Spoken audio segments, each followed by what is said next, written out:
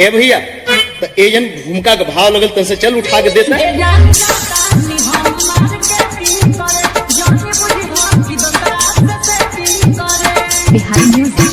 Mixed by DJ Rahul Music at Mohan.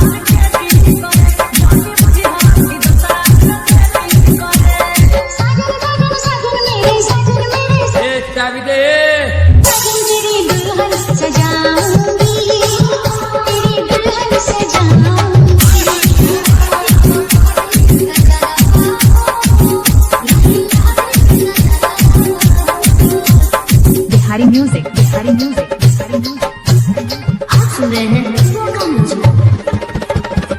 Mixed by DJ Rahul Music at Mohan.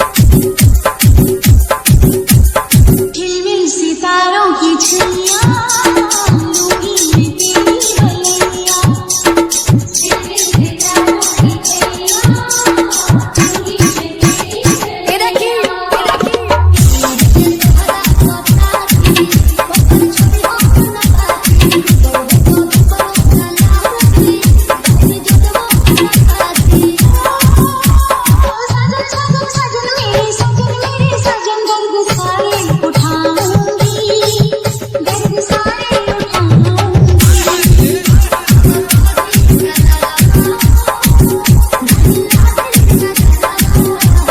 Bihari music